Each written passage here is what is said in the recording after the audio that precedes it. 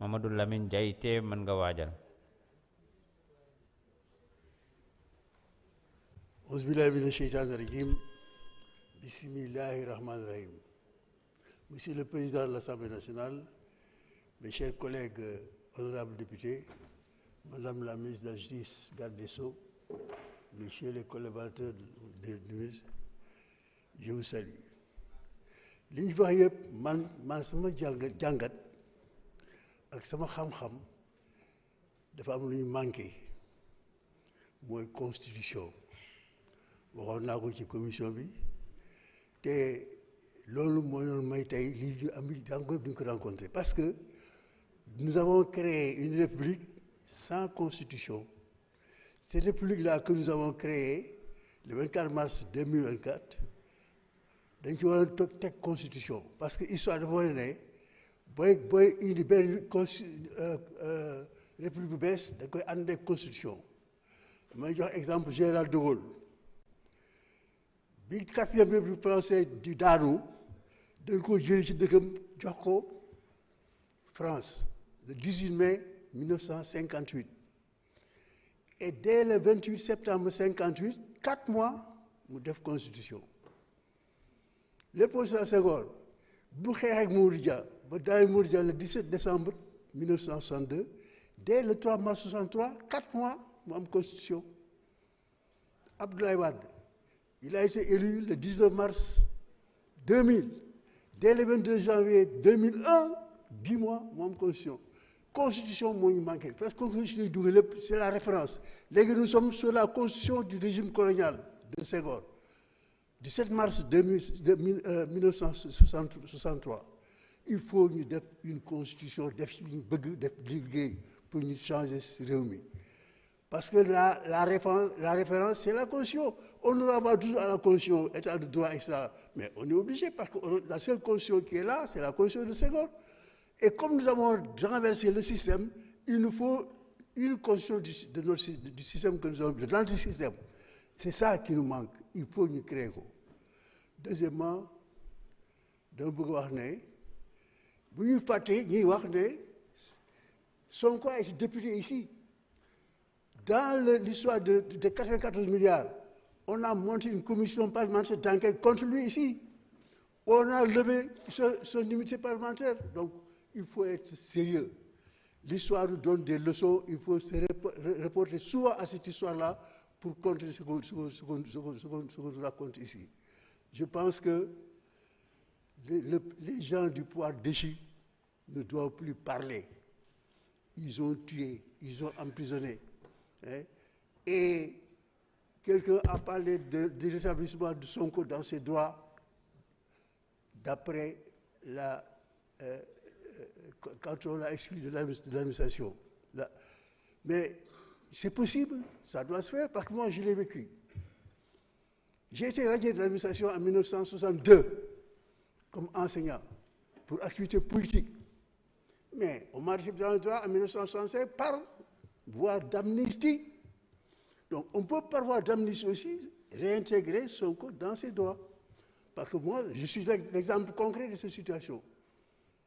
J'étais militant du PAI, dans nos activités politiques, on m'avait radié de la fonction publique. C'était en 1962.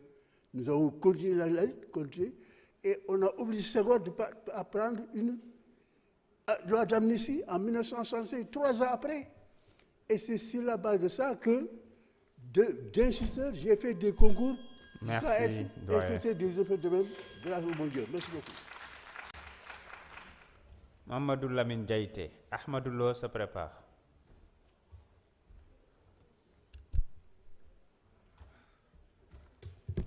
Asalaamaaleykum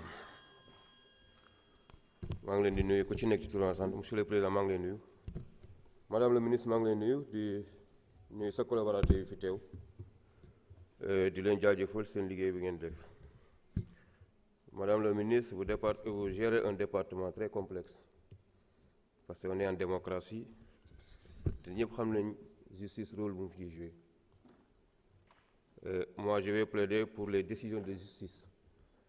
Parce qu'on se rend compte que des décisions sont rendues, mais l'applicabilité de ces gestions cause problème. Il y a beaucoup de femmes qui sont victimes de divorce. Nous jugeons la garde des enfants, nous avons un chef de famille pour nous jël en charge ces enfants. Mais on voit nettement que parfois c'est très difficile que les femmes nous retrouver l'argent nécessaire pour prendre en charge les progénitures. Benen bi mooy aussi sur les décisions de justice concernant des litiges fonciers. Département de Mbour, de Faubourg trop. Des gens qui ont été expropriés. Nous dem ci yoon jox leen dëgg, mais ils n'arrivent pas à récupérer leur patrimoine. Et je souhaiterais vraiment, dans ces cas de figure-là, à qui s'adresser pour nous mener taxaw juge yi appliquer leurs décisions. Feneen fu may ñëw mooy sama collègue wax na ko fii l'effectif des magistrats à Mbour. Mbour, il y a énormément de dossiers du magistrat et du traité foofu. Je parle du tribunal d'instance avec TGI. Mais ce qui m'a le plus frappé, j'ai fréquenté une fois le procureur. Gis ci dossier, ci table, il y a plus de dossiers comme ça. Et je lui ai posé la question, tout ça c'est des dossiers à traiter, comment vous arrivez à traiter tout ça? Et physiquement, j'ai senti un homme fatigué.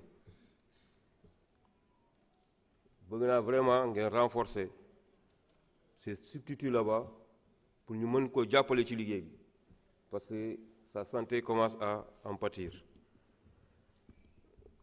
Beneen point que je veux soulever ici, c'est le cas de la prison de Mbour. La prison c'est situé dans un endroit très stratégique ci dëkk bi. À côté, il y a le camp sapeur. En face, il y a une très grande école primaire. Et aussi, il y a le marché à côté. Il y a 2 ans de cela, il y avait une évasion de prisonniers. Des tirs de sommation ont créé une émeute à Mbour. Et toute la ville était sous tension. Parce que tamuñu dëgg des tirs de fusil. Et ça crée la débandade. Te bëgg naa prison bi fu mu nekk, comme c'est devenu une prison très étroite, ñu xool fu ñu ko délocaliser. Même dans les communes aux alentours, parce que Mbour, je ne pense pas que le foncier mën na ko gérer. Bëgg naa vraiment ngeen jàpp ci. Beneen fu may ñëw mooy c'est vraiment rendre un hommage au service législatif de l'Assemblée nationale. C'est pas facile. Bu ñu commencé les travaux en commission technique, ba plénière, ils abattent un travail extraordinaire. Et je demande à mes collègues de comprendre que l'erreur, quand on travaille devant une machine, il y a une faute de frappe, ça saute à l'œil. Nous avons document. Donc, ils vont prendre en compte toutes nos recommandations par rapport à leurs problèmes. Moi, dans le cas des problèmes de forme, nous vont revenir sur ça parce que nous sommes du matin au soir. Nous sommes des heures tardives. Donc, monsieur le Président, merci d'avoir pensé à l'administration.